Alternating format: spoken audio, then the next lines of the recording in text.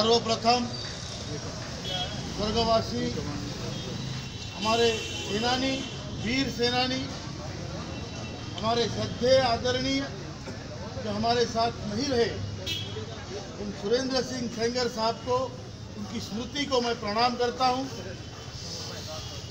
और जिस वीर भूमि से सेंगर साहब थे, आप सब उस वीर भूमि से है। और हमारे महासचिव भी मैं अभिमान से कहता हूँ कि वो भी भिंड निवासी इस वीर भूमि से, एक क्रांतिकारी भूमि से। हमारा संगठन 29 राज्यों में है। यकीन मानिए, आप इतने लोग नहीं है, आपके पीछे पूरा हिंदुस्तान खड़ा है।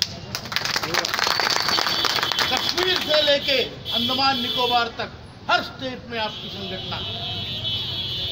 जिस कश्मीर में 5 लोग जमा नहीं होते, वहां 100 लोगों ने मिलकर आंदोलन किया है इस बार। भाइयों, हमारी मांगे स्पष्ट है और हमारी मांगे सरकार तक पहुंचाई गई है। हम दिल्ली से आ रहे हैं, रात भर का प्रवास कर यहाँ पर आपके सामने खड़े हैं। सरकार को हमारी मांगे मालूम है। 7,500 और महंगाई भत्ता, ये हमारी मांग अगर पूरी नहीं होती तो हम आग लगा देंगे, कुर्सियां हिलवा देंगे। हमारे पास इतनी शक्ति है जितनी किसी राजनीतिक पार्टी के पास आज नहीं है। आज हमारे पास 63 लाख लोग हैं, 63 लाख परिवार है और हर परिवार में 5 सदस्य, 10 सदस्य। अगर इसका गुना किया जाए, यकीन मानिए 3.5 करोड़ वोट आपके हाथ में, आपके मुट्ठी में। हम रोज हमारी सभा श्रद्धांजलि से शुरुआत करते हैं। ये बड़ी खेद की बात है, बहुत खेद की बात है। हमारे पास समय नहीं है। इनके नखरे सहने के लिए हम यहाँ पैदा नहीं हुए हैं। हमने देश बनाया है। हर एक ने हमने पैसा जमा किया है। वहां पर 40 साल हमने नौकरी करके पैसा जमा किया और उस पैसों का हिसाब हम इनसे लेंगे। अगर हमारा पैसा इनके पास रखा है, 4.25 लाख करोड़ रुपए आपके पेंशन फंड में, आपका पूरा फंड 14 लाख करोड़ का है और 4.25 लाख करोड़ इनके पास पेंशन फंड में होने के बावजूद अगर ये अपनी मांगे पूरी नहीं करते तो इनकी ईंट से ईंट बजा देंगे। अगर हमारी मांग पूरी तरह से पूरी नहीं हुई तो यकीन मानिए इनके कैंडिडेट को हम टक्कर देंगे। ये क्षमता हम में।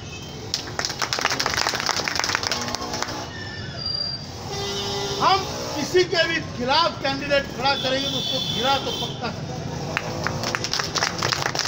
हम कोई राजनीतिक दल नहीं है, ना हम किसी राजनीतिक दल से जुड़े हैं, लेकिन हमारी लड़ाई हमारे अस्तित्व की लड़ाई, हमारे स्वाभिमान की लड़ाई। हमारी भी जिंदगी एक बार है। इस एक बार की जिंदगी में आज से लेकर मरने तक हम खून के आंसू पीकर नहीं जी सकते। हम स्वाभिमान से जीना चाहते हैं। आज से लेकर मरने तक हर दिन हम स्वाभिमान से जीना चाहते हैं। ये देश हमारा है, हमारे बाप का देश। जो चंद गुंडे यहाँ पे राजनीतिक पार्टी बना के राज करते हैं, वो किसी भी पक्ष के हो, उनकी मनमानी नहीं चलेगी। आज ज्येष्ठों का भारत है और ज्येष्ठ भारत का सम्मान उसके घर में, उसके समाज में, इस व्यवस्था में होना चाहिए। जिस व्यवस्था ने हमको आज भिखारी बना दिया, उस व्यवस्था को हम बदल देंगे, बिल्कुल बदल देंगे। यही एक असली भारत है जहाँ ना धर्म है ना जात है। हमारा रिश्ता ना धर्म का ना जात का, हमारा कर्म का रिश्ता। इन्होंने हिंदुस्तान बांटा है, लोगों को बांटा है, रंगों को बांटा है, भगवानों को बांटा है। हम उन सबको इकट्ठा करेंगे, हम हिंदुस्तान बनाएंगे और हम अपना हक लेके रहेंगे। अगर सरकार हमारा हक देने से कतराती है तो सरकार को अगली बार के लिए सोचना होगा। ये इतनी बड़ी चीज। आपसे मेरी इतनी विनती है कि आपकी जो यूनिटी है, जो एकता है, वो बनाए रखें और हम लोग यकीन मानिए आपका हक आपके पीछे लेके भागेंगे, आपके हाथ में रखेंगे, मजबूर करेंगे, मजबूर करें। सही है, मजबूत हो जाएगा। आज बजट सेशन चल रहा है, कल से शुरू हुआ है, परसों से। वहाँ पे कुछ खैरातें बांटी जा रही है। हमें भी कोई अगर खैरात में 3,000 या 2,000 रुपए देगा, ठुकरा देंगे, लेंगे, लेकिन लेंगे और फिर लड़ेंगे। 7,500 और महंगाई भत्ता लेके रहेंगे। जितने ज्येष्ठ नागरिक हैं हमारे, उनको स्वास्थ्य सुविधाएं मिलनी ही चाहिए। जो लोग ईपीएस में लिए नहीं गए लेकिन उस संस्थाओं में काम किया है, उनको ईपीएस के पेंशन का हकदार भी हम बनाना चाहते हैं। उनसे आप रकम वसूल कीजिए जो रकम उन पे बनती है, और उनको एरियर्स दीजिए जो उनका एरियर्स बनता है। दोनों का हिसाब कीजिए और छोटी रकम जो बनती है ले लीजिए, लेकिन उन्हें भी जीने का और पेंशन पाने का हक है। ये मांगे हमने सरकार के पास रखी है, और सरकार को मालूम है कि हमारी ताकत जो है सत्य की ताकत है। हमारी ताकत ऐसी वैसी ताकत नहीं, कोई राजनीतिक जुगाड़ नहीं है, ये जुगाड़ू ताकत नहीं है। हमारी ताकत एक सत्यता इसमें है, एक सत्य है, और इसकी वजह से सरकार हमारी तरफ नजर उठा के नहीं देख सकती। यकीन मानिए अगर हम नजर उठाएंगे तो उनकी नजर झुकेगी, ये ताकत हम में। मैं इतना ही कहूंगा, आपका मुझे अभिमान है।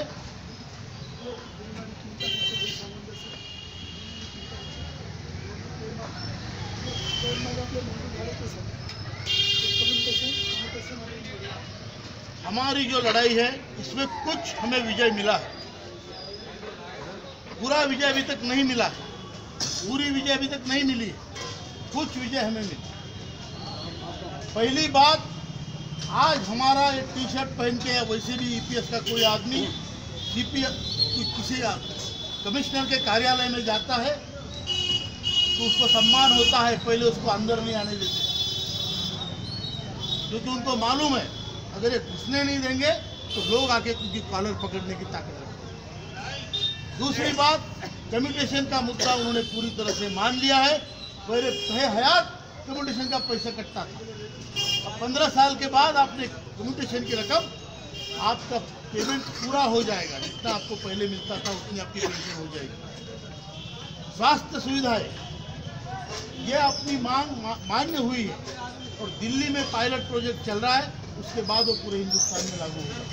उसमें दिल्ली की जो हमारी टीम है उनको हमने बता दिया है कि ये स्वास्थ्य सेवा का जो उनका प्रोजेक्ट चल रहा है उस पर बारीकी से नज़र रखी जाए, उसमें जो जो कमियां हैं हमें बताएं, क्योंकि हम नहीं चाहते कि कोई ऐसी स्कीम ये चलाए, फर्जी स्कीम चलाए और बोले आपको स्वास्थ्य सुविधा दे दी, आप सरकारी अस्पताल में चले जाओ। हम ठोस सिस्टम चाहते हैं जिसके हम और अपने परिवार के जो हम पर अवलंबित सदस्य हैं उनको स्वास्थ्य सुविधाएं अच्छी तरह से मिले, और उसके लिए हमारी टीम कार्यरत है दिल्ली में। उसके बाद जिनको 1,000 रुपये पेंशन नहीं है, कम्युटेशन का मुद्दा हटने के बाद उनको सबको 1,000 रुपये पेंशन तो होने ही वाली है। तो ये सारी चीजें जो हो रही है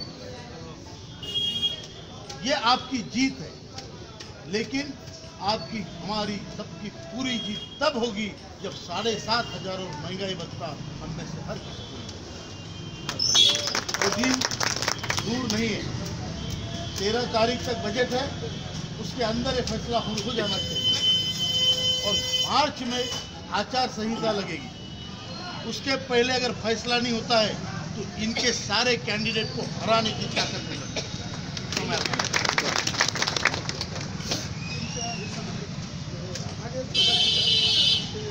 मुझे एक बात और मैं आपसे स्पष्ट करना चाहता हूँ, राजावत साहब ने भी मुझे कहा है, मुझे याद आया।